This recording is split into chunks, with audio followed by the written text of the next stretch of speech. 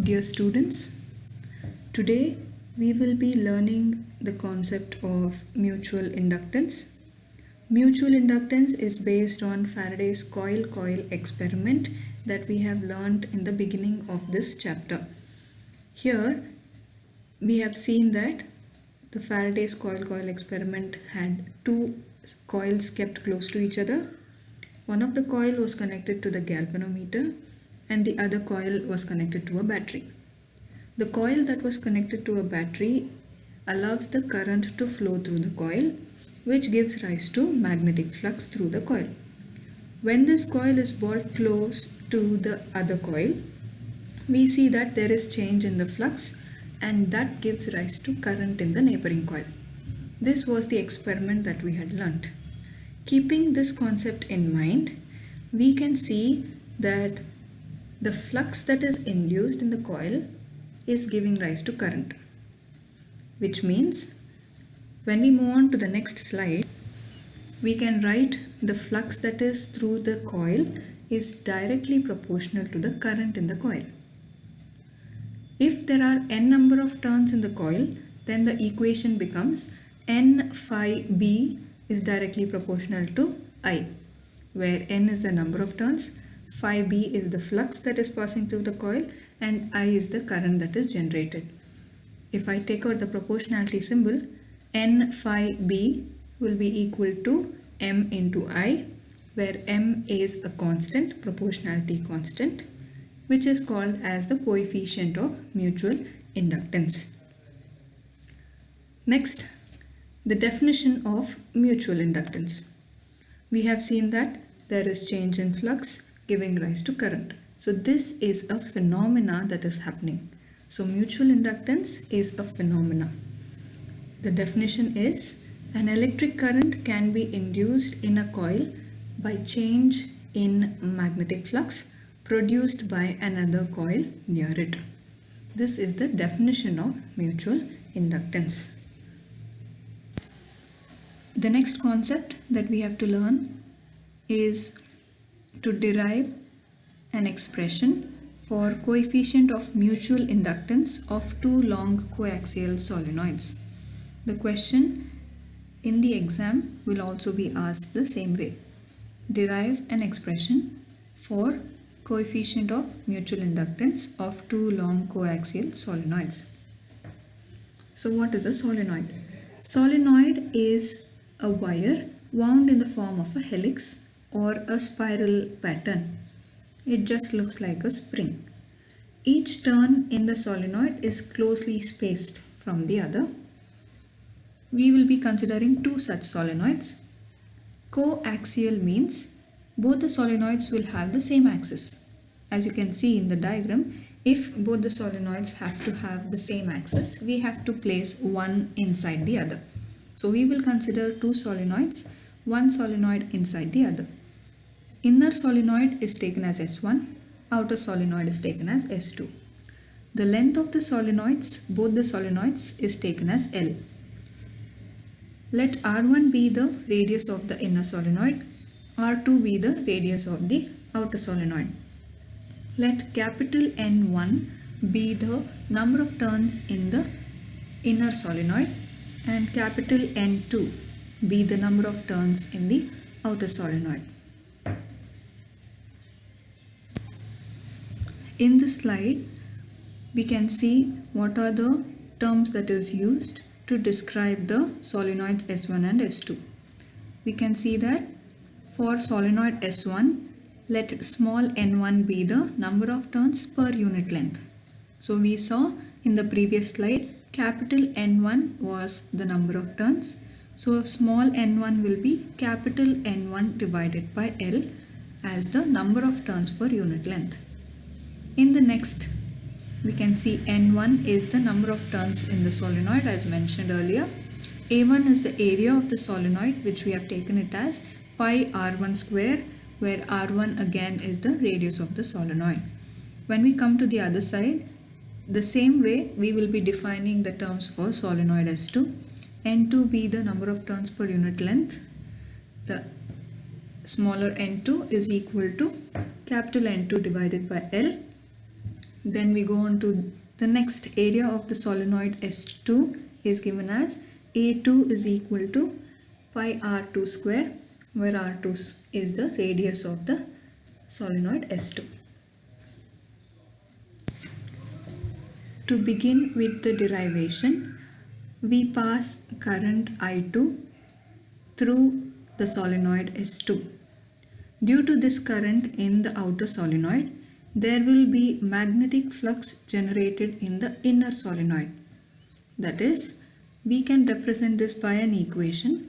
N1 phi 1 is equal to M12 into I2, where M12 is the coefficient of mutual inductance of S1 with respect to S2. Here N1 is the number of turns of the inner solenoid. Phi 1 is the flux that is generated due to current I2. The magnetic field will be generated when the current is flowing through a solenoid. Therefore, magnetic field generated in S2 is given by the equation B2 is equal to mu naught N2 I2. The flux equation phi can also be written as B into A. Therefore, N1 phi 1, that is the flux through the solenoid S1, can also be written as N1 B2 A1. Here B2 is the magnetic field that is generated by the solenoid S2, and A1 is the area of the solenoid. So on substituting the equations, N1 is equal to small n1 into L, A1 is equal to pi R1 square, magnetic field B2 is equal to mu naught N2 I2. The previous equation becomes N1 phi 1 is equal to N1 into L into mu naught N2 I2 into pi R1 square. So this is equation 2. So comparing equation 1 and equation 2, we will get M12 into I2 is equal to N1 into L into mu naught N2 I2 pi R1 square. In this equation, I2 is the common term that can be cancelled out. Once I2 is cancelled out, the remaining part of the equation is M12 is equal to N1 N2 L mu naught pi R1 square. This is the mutual inductance of S1 with respect to S2. The next that we have to do is check whether when current I1 is flowing through S1, we will get the same equation. So now we will be allowing current I1 to pass through S1 as shown in the diagram. When the current I1 is passed through solenoid S1, there is a magnetic flux set up in the outer solenoid S2. Therefore, we can write the equation as N2 phi 2 is equal to M21 into I1. This equation tells us that the flux phi 2 is generated due to the current I1 flowing in the inner solenoid. Here M21 is the coefficient of mutual inductance of S2 with respect to S1. As learnt earlier, if there is current flowing in a solenoid, there will be magnetic field present.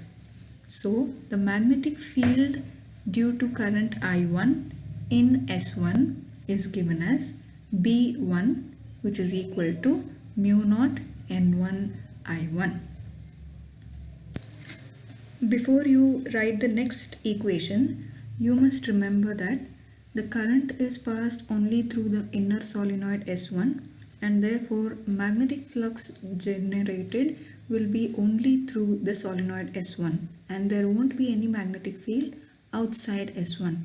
Therefore, you will have the equation for the flux through S2 given as N2 phi 2 is equal to N2 B1 A1, where A1 is the area of S1 and we are not considering the area of S2 because there is no flux present in S2. Hope you understood this equation, students. N2 phi 2 is equal to N2 B1 A1 because there is no flux outside S1. On substituting N2, we have small n2 into L. Area A1 is equal to pi R1 square. Magnetic field B1 is equal to mu naught N1 I1. We get N2 phi 2 is equal to N2 into L into mu naught N1 I1 into pi R1 square. So we have got equations 4 and 5 to be compared.